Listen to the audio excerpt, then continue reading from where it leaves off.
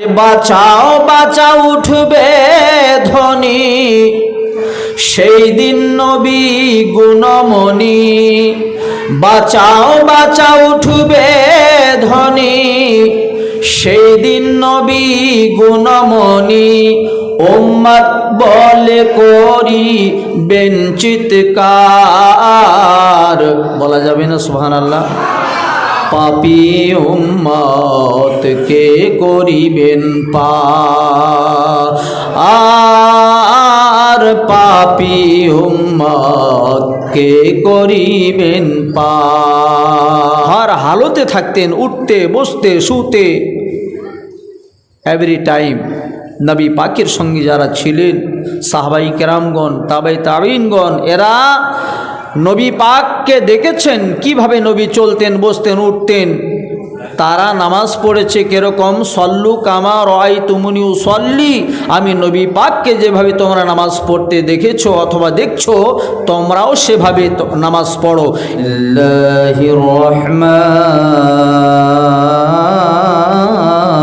রহিম।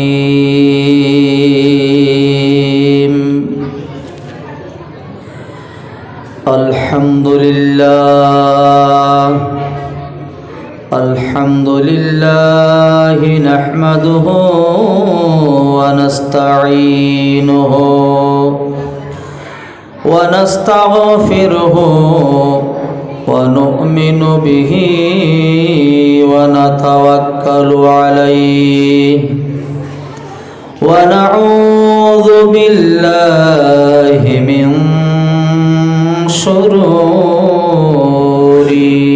أنفسنا ومن سيئات أعمالنا،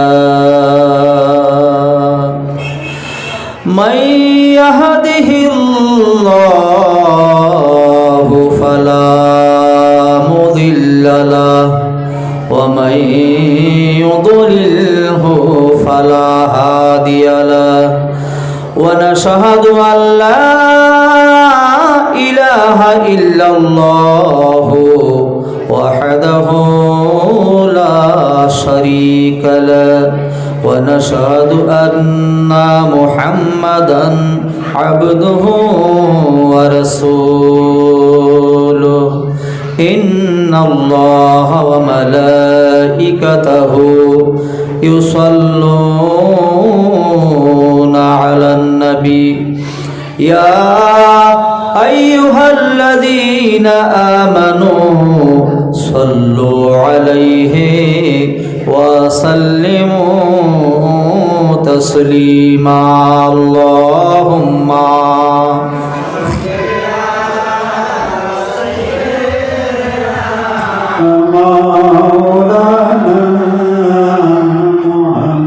وعلى آل سيدنا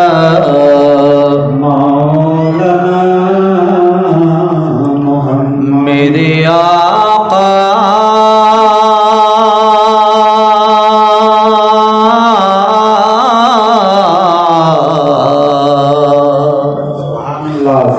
मेरे आका मेरे रहबर है रसूले आरबी, मेरे आका मेरे रहबर है रसूले आरबी, मेरे आका मेरे रहबर है रसूले आरबी, मेरी कश्ती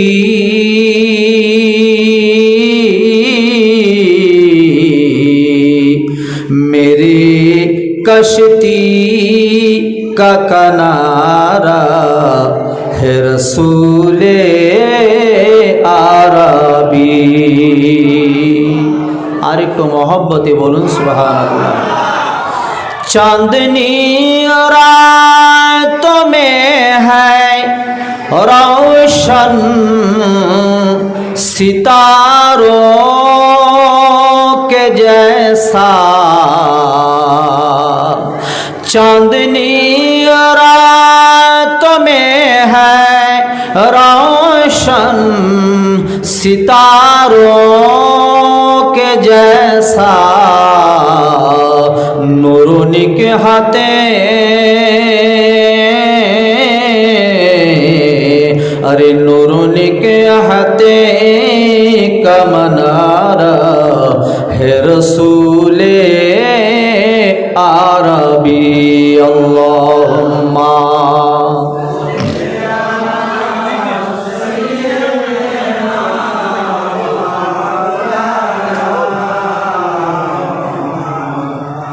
वअला आले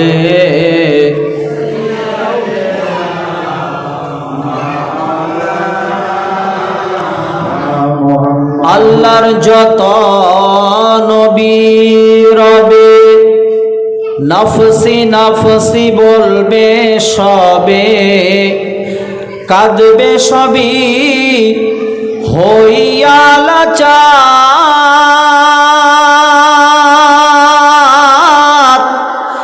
এমন কঠিন সেই বিধান মায় চিনবে না গর্ভের সন্তান, স্বামী না চিনিবে পরিবার,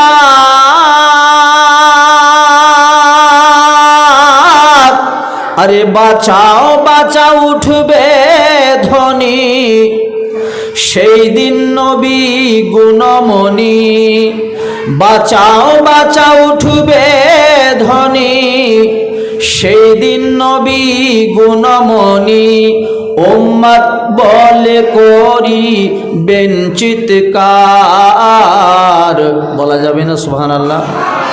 পাপী উম্মত কে করিবেন পার, আর পাপী উম্মত কে করিবেন পার, কঠিন হাসরের দিনে, কঠিন হাসরের দিনে আখিরি নবীজি বিনে পাপী উম্মত কে করিবেন পার, আর পাপী উম্মত কে করিবেন পার। উপস্থিত সুদূর বর্ধমান থেকে আগত আজকের এই মেহফিলের প্রধান অতিথি হজরত শাহ সুফি খুরশিদ আলম চিশতি মাদ্দাজিল্লাহুল আলী, মঞ্চে উপস্থিত আজকের মেহফিলের মহামান্য শ্রদ্ধেয় সভাপতি মহাশয় সহকারী যত ওলামায়ে আহলে সুন্নাতগণ উপস্থিত হয়েছেন, প্রেজেন্ট আছেন, এবং সামনে যারা বসে আছেন প্যান্ডেলের ভিতরে, আপনাদের সকলকে, তার পাশাপাশি মা বোনেরাও রয়েছেন, প্রত্যেককে আমার অন্তরস্থল থেকে সালাম অন্তে শুভেচ্ছা জানিয়ে সংক্ষিপ্ত আকারে কিছু আলোচনা তুলে ধরবার চেষ্টা করছি। সর্বপ্রথমে মহান রব্বুল আলামিনের দরবারে আমরা শুকরিয়া জ্ঞাপন করি, সকলে পড়ি আলহামদুলিল্লাহ। তারপরে পরে মা আমিনার লাল মরুর দুলাল মরুর ভাস্কর পরপারের কান্ডারি রহমতের ভান্ডারী গায়বের সংবাদদাতা নবী শাফিউল মুজনাবিন রহমাতাল লিল আলামিন আহমদে মুজতাবা মুহাম্মাদে মুস্তাফা সাল্লাল্লাহু তাআলা আলাইহি ওয়াসাল্লামের উপরে লক্ষ কোটি দরুদ ও সালামের হাদিয়া বৃষ্টির ন্যায় বর্ষিত হোক, সকলে বলুন আল্লাহুম্মা আমিন। ব্রাদারান মিল্লাত ইসলামিয়া, এটা পীর ও মুর্শিদের মেহফিল, নায়েবে রসুলের মেহফিল। একটু হালকাই কো দেন চাচা, হালকাই কো দেন। ব্রাদারান মিল্লাত ইসলামিয়া, পীর মুর্শিদের দরবারে আপনারা উপস্থিত হয়েছেন, যারা এদিক সেদিক ঘোরাফেরা করছেন প্যান্ডেলের ভিতরে এসে বসে যান, সামিয়ানার নিচে এসে বসে যান, কারণ পীর মুর্শিদের দরবারে পীর মুর্শিদের মেহফিলে যখন আমরা হাজির হই, ওই স্থানে বেয়াদবি করা চলে না। ওই স্থানটা আদবের স্থান। আল্লাহর মেহবুব বান্দা এখানে উপস্থিত রয়েছেন।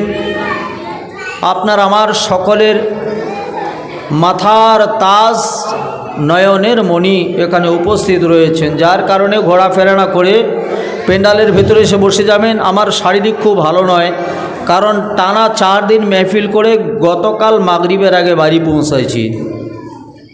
পরশুদিন আমি বেরুবাড়িতে জলসা করে রাত 12টায় বাইক ছেড়েছি, আবার 9 মাইলে রাতারাত 3টা বেজে 3 ঘন্টা 29 মিনিট লাগছে আমার যেতে রাতারাত। আপনারা ঘুমাচ্ছেন, আমি বাইক চালাচ্ছি। শারীরিক খুব ভালো নয়, যত কম সময় হয় ততই ভালো। যাই হোক বেরাদার, আমরা পীর মুর্শিদকে কেন নিয়ে আসি, কী উদ্দেশ্য, পীরের কি দরকার, ঠিক কি না? অনেকে এরকম প্রশ্ন তোলে যে পীরের কি দরকার। কোরআন হাদিস নিয়ে তো আমরা চলছি। ব্রাদারানে মিল্লাত ইসলামিয়া, ইলম 2 প্রকার, একটা ইলমে শরিয়াত আর একটা ইলমে লাদুন্নি। ইলমে লাদুন্নি ইলমে মারিফাত যার মধ্যে থাকবে না, শুধু শরিয়াত নিয়ে আল্লাহ পাওয়া যাবে না। কারণ আমরা কোনোদিন আল্লাহকে দেখিনি, আল্লাহর নাম শুনেছি। আমরা রসুল্লাহকে দেখিনি, রসুল্লাহর নাম শুনেছি। এবার রসুল্লাহ সাল্লাল্লাহু তাআলা আলাইহি ওয়াসাল্লামকে পেতে হলে আপনাকে আমাকে পীর মুর্শিদের হাতে হাত দিয়ে বায়াতে রসুল। এবার বায়াতে রসুল ছিল নবী পাকের জামানায়, এখন বিলায়াতের যুগ। এখন বায়াতে আপনার পীর মুর্শিদের হাতে আপনাকে আমাকে বায়াত গ্রহণ করতে হবে। এই বায়াতের কথা আল্লাহ রব্বুল আলামিন পবিত্র মহাসংবিধান মহাগ্রন্থ কোরআন শরীফের দলিল দিয়ে পৃথিবীর মানুষকে আল্লাহ জানিয়ে দিচ্ছেন নবী পাকের মাধ্যমে। জোরে বলুন সুবহানাল্লাহ। যারা বলে যে আল্লাহ ছাড়া কিছু পাওয়া যায় না, আমরা তো আল্লাহর ইবাদত করছি নাকি বাপ? তো আল্লাহর ইবাদত করতে গেলেও ওসিলার দরকার আছে। কারণ আল্লাহর ইবাদতের কথা জানতে গেলে আমাদের নবী পাকের প্রয়োজন। কারণ আল্লাহ হলো রব্বুল আলামিন, আপনার আমার সৃষ্টিকর্তা, ঠিক কিনা? আল্লাহ আপনার আমার সৃষ্টিকর্তা, আপনাকে আমাকে সৃষ্টি করেছেন। ওয়ামা খালাকতুল জিন্না ওয়াল ইনসা इल्ला लियाबुदून, मैंने जिन्नात और इंसान को इसलिए पैदा फरमाया ताकि वो मेरे बंदगी करे। আমার ইবাদতের জন্য আমি জিন মানবকে সৃষ্টি করেছি, কিন্তু কি ইবাদত করব এটা তো আল্লাহ বললেন না, ঠিক কি না? ব্রাদারান মিল্লাত ইসলামিয়া, আমার বন্ধুরা, আল্লাহ রাব্বুল আলামিন ইবাদতের জন্য পাঠিয়েছেন, কিন্তু কি ইবাদত করব এটা জানার জন্য আমার নবী পাকের প্রয়োজন আছে কিনা? আছে না? নবী পাকের প্রয়োজন। নবী পাকের মাধ্যম ছাড়া, শোনেন, শুধু নামাজ, রোজা, যাকাত, হজ এগুলো দিয়ে কোনোদিন পার হওয়া যাবে না। আপনি আমি তো যে নামাজ আপনি আমি পড়ছি, যে সলাৎ আপনি আমি আদা করছি, এর কোনো গ্যারান্টি নেই। আল্লাহ কবুল করতেও পারে, নাও করতে পারে। আল্লাহ রসুলের সঙ্গে যারা সব সময় হর হালতে থাকতেন, উঠতে বসতে শুতে, এভরি টাইম নবী পাকের সঙ্গে যারা ছিলেন, সাহাবাই কেরামগণ, তাবে তাবিনগণ, এরা নবী পাককে দেখেছেন কিভাবে নবী চলতেন, বসতেন, উঠতেন। তারা নামাজ পড়েছে কিরকম, সল্লু কামা রাআইতুমুনি উসাল্লি, আমি নবী পাককে যেভাবে তোমরা নামাজ পড়তে দেখেছো অথবা দেখছো, তোমরাও সেভাবে নামাজ পড়ো। এভাবে সাহাবাই কিরামগণ নামাজ পড়ার পরেও বলেছেন, আপনারা শুনেছেন, যার সম্পর্কে আমার মাসুম বাবু কিছুক্ষণ আগে বললেন, আনা মাদিনাতুল ইলমি ওয়া আলিউন বাবুহা। নবী পাক বলছেন, আমি মদিনার গুপ্ত ইলমের ভান্ডার শহর, তার দরওয়াজা হলো হজরতে আলী। সে হজরতে আলী নামাজে দাঁড়িয়েছেন, হজরত আলী নামাজে দাঁড়িয়েছেন। তীর লেগেছিল নামাজ যে থাকাকালীন হযরতে আলীর তীরখানা বের করা হয়েছে। বন্ধু আমার, হযরতে আলী টের পান নাই। নামাজটা কিরকম? তিনি নামাজ পড়ছেন, তীর লেগেছে, তীর বের করা হচ্ছে, অন্যান্য সাহাবারা তীর টানছেন, তীর বের হয়ে গেছে, রক্তের বন্যা বয়ে যাচ্ছে। হযরতে আলী নামাজের শেষে দেখছেন রক্তের বন্যা, বলছেন হুজুর আপনার পায়ে তীর, আপনার শরীরে তীর, ক্ষত বিক্ষত, আপনি নামাজ পড়ছিলেন, আমরা তীর বের করছিলাম। হযরতে আলী বলছেন আমি তো টেরই পাইনি। জোরে বলুন সুবহানাল্লাহ। তাহলে এরকম নামাজ পড়বার পরেও কিরকম নামাজের হালতে তিনি রয়েছেন, তীর বের করা হলো, হযরত আলী বুঝতেই পারলেন না। কিন্তু হযরতে আলী বলছেন যে আমি যে নামাজটা পড়ছি, যে সালাত আমি কায়েম করছি, জানি না আমার আল্লাহ কবুল করেন কিনা। তিনি গ্যারান্টি দিতে পারেননি। এক তো নবী পাকের জামাতা, দ্বিতীয় নবী পাকের সাহাবা, এরপরেও তিনি নিজের নামাজের গ্যারান্টি দিতে পারছেন না। আর কিছু নামাজি আছে যারা আমরা নামাজ নিয়ে গর্ব করি,